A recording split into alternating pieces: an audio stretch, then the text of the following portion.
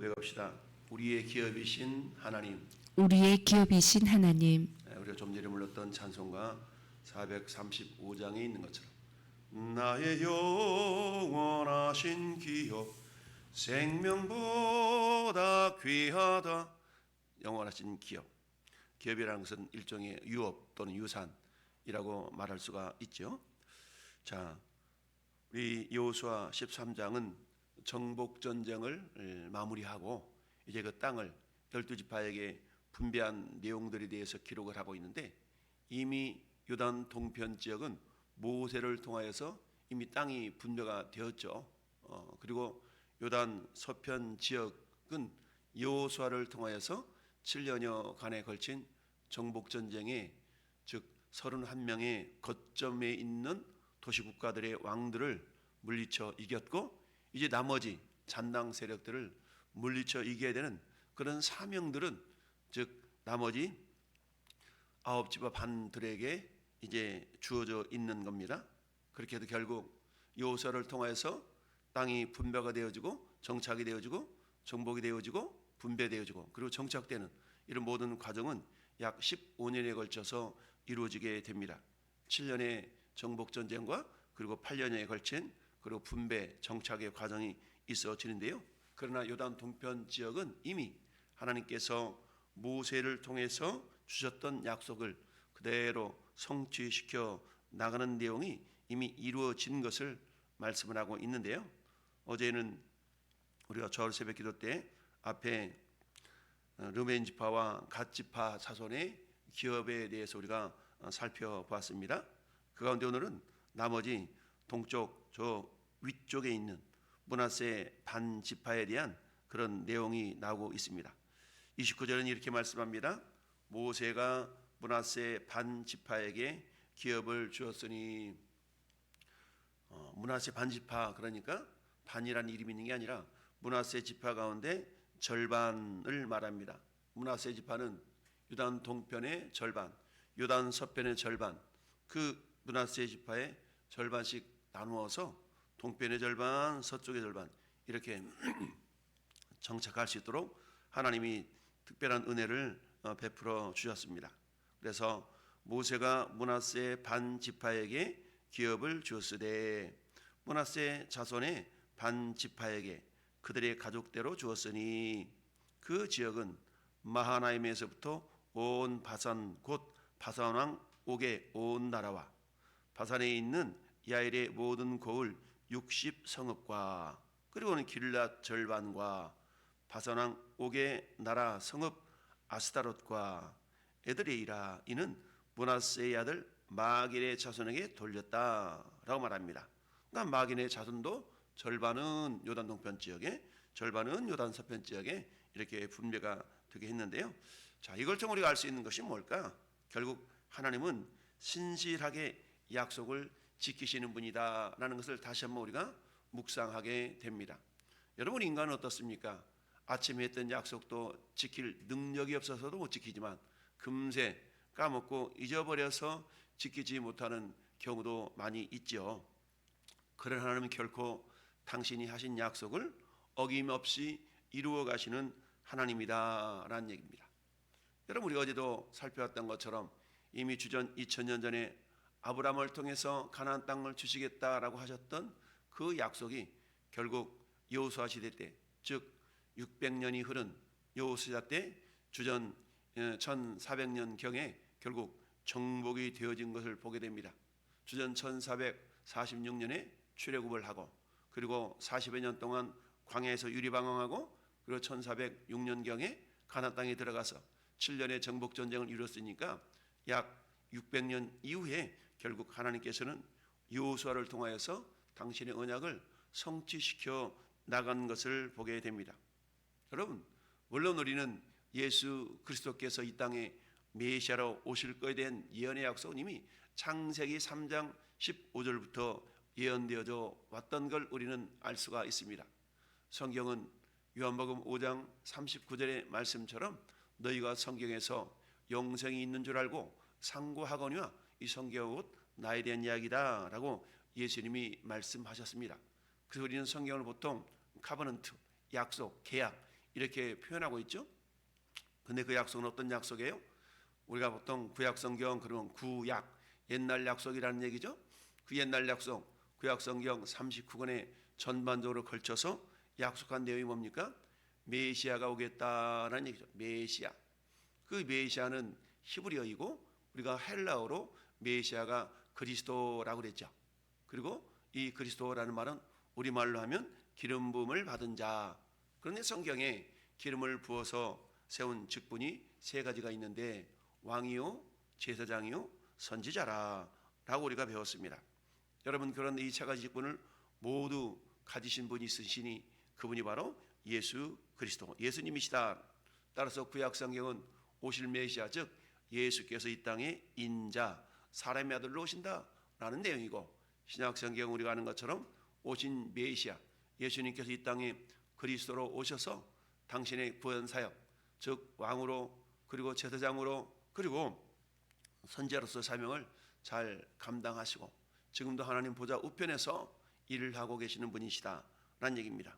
물론 우리에게 성령님을 보내주셔서 우리로 하여금 예수 그리스도의 장성한 분량이 충만한 데까지 이르도록 우리를 도우시고 인도하셔서 성화 그래서 우리 주님이 이 땅에 성육신 인카네이션 성육신을 하시고 우리로 하여금 그 예수님을 닮아갈 수 있는 모든 모범들을 보여주셨던 것이죠.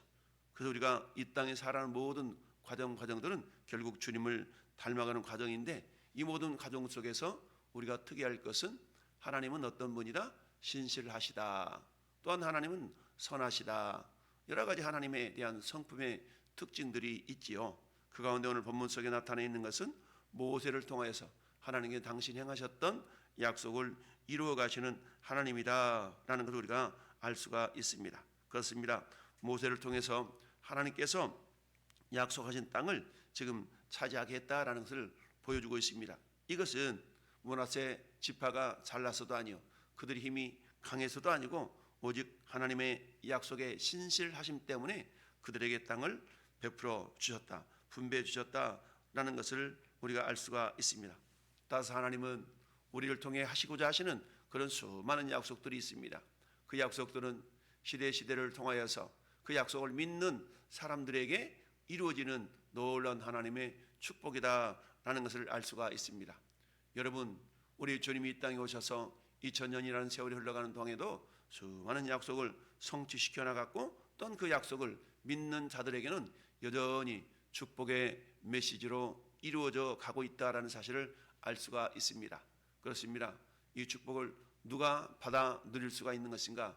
그것은 다른 게 아니라 하나님의 약속을 믿는 자들을 통하여 이루어간다라는 것을 알 수가 있습니다. 여러분 어제 말씀의 제목이 일어나 건너가라라는 것 아니었습니까? 누가 일어나 건너갈 수 있다고요? 그 약속을 믿는 자만이 그 주재하는 자리에서 그 자리에서 일어설 수가 있다라는 이야기죠. 마찬가지로 하나님은 모세를 통해서 약속하셨던 그 약속을 성취시키시게 하여서 요단 동편 지역의 가장 북쪽에 있는 그 땅을 므낫세 지파에게 주었다.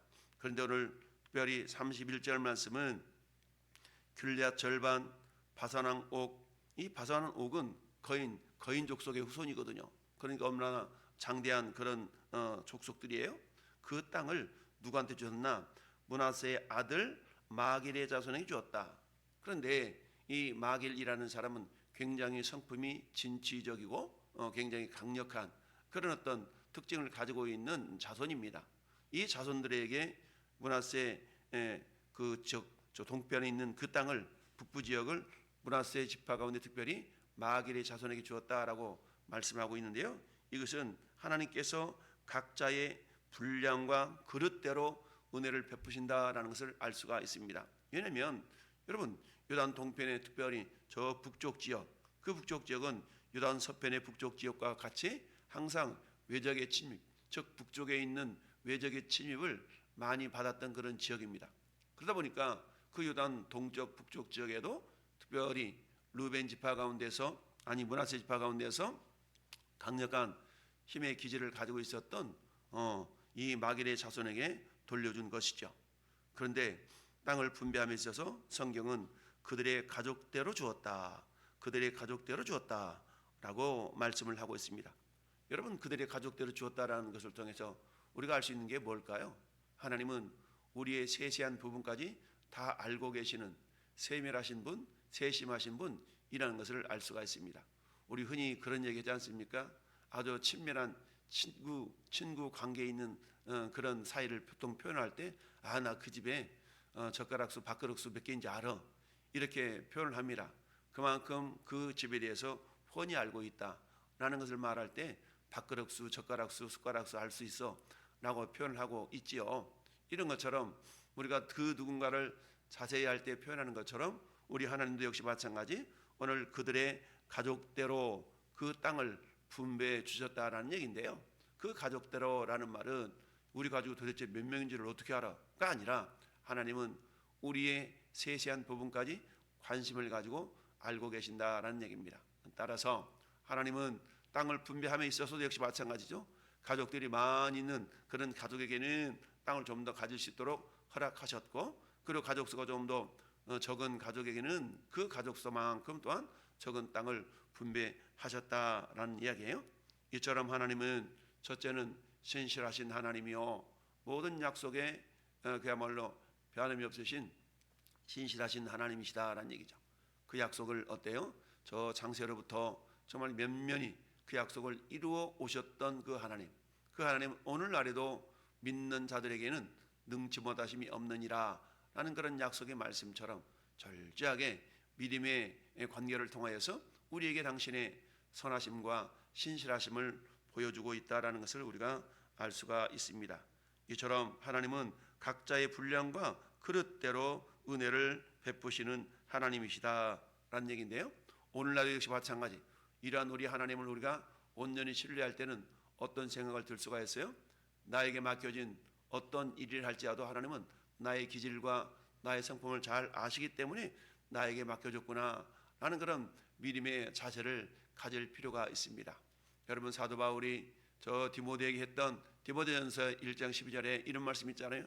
하나님께 내가 감사함은 나를 충성되이 여겨 나에게 직분을 맡기심이니 라는 믿음의 고백이 있죠. 그렇습니다. 2026년을 살아감에 있어서 우리가 교회 공동체든 우리가 사회생활을 하든 어떤 곳에서 어떤 무슨 일이 주어진다 할지라도 우리는 믿음으로 그것을 어떻게 받아야 되는가 하면, 하나님께서 나의 성품에 나의 기질에 가장 맞는 그런 일들을 시키셨구나 라고 우리가 생각할 수 있어야 됩니다. 교회에서도 마찬가지, 교회 공동체 가운데서도 하나님은 나에게 가장 맞는 그런 일들을 하나님이 허락해 주셨다라는 것을 우리가 믿는다면 어떤 생각을 가질까요? 야, 하나님 나를 그렇게 잘 아시고 나에게 이런 사명을 주셨다니 라고 생각하면서 그 사명을 기쁨으로 감사함으로 잘 받아서 최선을 다해서 충성하는 자들이 되어야 된다는 얘기죠. 사람이 우리가 하나님과 함께 일하는 자로서 너희를 권하노니 하나님의 은혜를 헛되이 받지 말라라고 고린도서에 말씀했던 것처럼, 또한 고린도전서 4장에는 뭐라고 말씀합니까? 사람이 우리를 그리스도 일꾼이요 하나님의 비밀을 맡은 자들로 여길지어다. 사람이 마땅히 우리를 하나님의 일꾼으로 여기는 그런 믿음의 모습, 어떤 자에게 그렇게 여겨질까요? 우리가 어떤 상황 속에서도 정말 하나님의 자녀임, 예수 그리스도의 사람인 것을 드러내면서 최선을 다하는 모습을 바라볼 때 세상 사람들은 우리를 주목하고 있다는 사실. 야, 저 사람이 예수 믿는 사람인데, 야, 저분이 어느 교회 집사라는데, 어느 교회 장로라는데 라고 우리는 무심하다 할지라도 세상 사람들은 우리를 유심하게 쳐다본다는 사실입니다. 제가 아침마다 나가 전도하는데 지난주 월요일 화요일 이틀 동안은 저 교육이 있어서 그 전도 현장에 없었더니 그 다음 날인가 어떤 노인분이 지나가면서 요새 안 보이대요 이러면서 지나가는 것을 봤습니다. 매일같이 나가다가 이틀 동안 보이니까 나는 그분이 누군지를 몰라요. 그렇지만 그 사람은 저를 유심히 살펴보았던 것이죠. 그러면서 요새 안 보이대요. 이렇게 말 한마디 툭 던지고 하는 모습은 뭡니까? 그 사람은 유심히 나를 관찰하고 있다라고 생각할 수가 있겠죠. 마찬가지입니다. 우리 예수 믿는 사람들은 세상 속에서 항상 주목의 대상이 된다라는 사실을 우리가 기억하면서 그냥 내가 대충 사는 것이 아니라, 여러분, 예수님 믿지 않는 사람들보다도 더 열심을 품고 더 성실하게 더 충성스럽게 우리가 살아가야 된다는 사실을 우리는 알 수가 있습니다. 여러분, 남쪽 유다 만렵 그야말로 국군이 기울어던 그때에 바벨론에게 포로로 끌려갔던 왕족의 사람들 다니엘과 그 친구들을 생각해 보세요. 여러분, 그들은 어떻습니까? 이방 나라에 끌려갔음에도 불구하고 그곳에서 최선을 다해서 하나님이 주시는 지혜로움을 펼쳐 보였던 사람 아니겠어요? 그러다 보니까 포로 중에 있는 그런 어떤 신세였음에도 불구하고 바벨론과 메대 파사에 이르기까지 그 실력을 출중하게 발휘했던 다니엘과 다니엘의 세 친구들을 보게 됩니다. 그러다 보니까 당연히 시기 질투에 의해서 곤란을 받게 되었긴 했지만 그런 가운데서 여전히 하나님의 영광을 나타낼 수 있었던 그 다니엘과 다니엘 세 친구들, 여러분 환경적으로 상황적으로 볼 때는 어때요? 아니 어떻게 저렇게 어려운 가운데 저럴 수가 있을까라고 생각했지만 항상 그들의 마음 가운데서는 어떤 마음이 있었어요? 하나님, 여호와 하나님께서 나의 주인이시다 라는 걸 알 수 있었죠. 그래서 오늘 마지막 절 이렇게 얘기합니다. 오직 레위 지파에게는 모세가 기업을 주지 아니하였으니 이는 그들에게 말씀하신 것과 같이 이스라엘의 하나님 여호와께서 그들의 기업이 되심이었더라. 여러분, 이처럼 11지파에게는 다 땅이 분배가 되어졌지만 레위 지파에게는 땅이 분배가 되어지지 않았어요.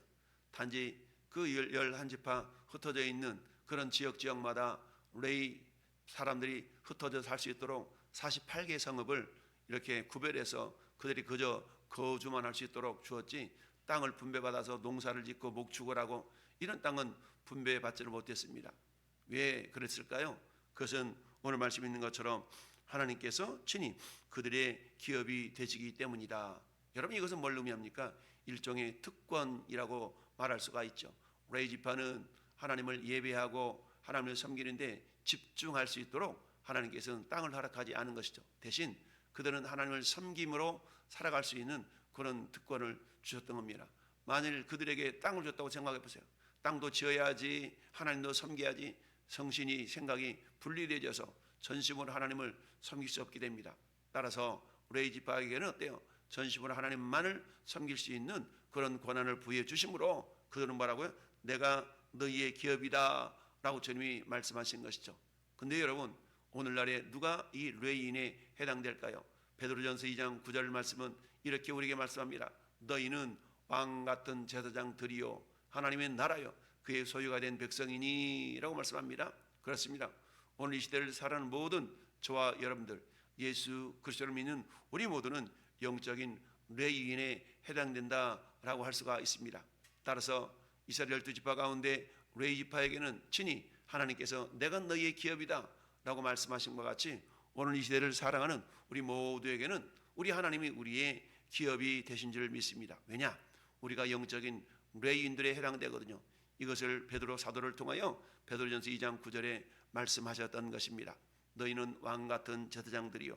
그렇다면 레위인들의 특징이 뭐라고요? 하나님을 전심전력해서 집중해서 섬길 수 있는 그런 권세, 그런 특권이 주어진 것처럼 오늘 이 시대 우리는 비록 사회생활을 하고 직장생활을 하고 다양한 생활을 하지만 그럼에도 불구하고 우리는 하나님을 집중해서 섬길 수 있는 그런 특권, 권세를 부여받았다라는 사실입니다. 그 가운데 가장 주님을 섬기는 일들 가운데 한 가지는 첫째는 예배요, 둘째는 전도라는 사실입니다. 예배로 힘을 얻고 그리고 나서 베드로전서 2장 9절 하반절에 이는 너희를 어두운 데서 불러내어 하나님의 아름다운 빛, 귀한 빛에 들어가게 하신 이의 아름다운 덕을 선전하게 하려 함이라 라고 말씀하고 있습니다. 우리를 하나님의 자녀 삼아주시고 거룩한 영적인 레인들로 삼아주신 까닭은 하나님의 기쁨으로 예배하기 위함이요, 둘째로는 그 하나님께 받은 은혜를 널리 전파하라는 귀한 사명을 부여받았다는 사실을 기억하면서 오늘 한 날도 하나님 나를 영적인 레인 삼으셔서 우리 하나님이 나의 영원하신 기업이 되게 하심을 감사하며, 이 말은 뭡니까? 내가 너의 삶을 책임지겠다라는 의미입니다. 나를 책임지시고 나를 지키신 하나님의 은혜를 기억하면서 오늘도 그 주님을 자랑하며 증거하며 드러내는 복된 하루, 하나님의 귀한 사람들 될 수 있기를 예수님의 이름으로 축원합니다. 아멘.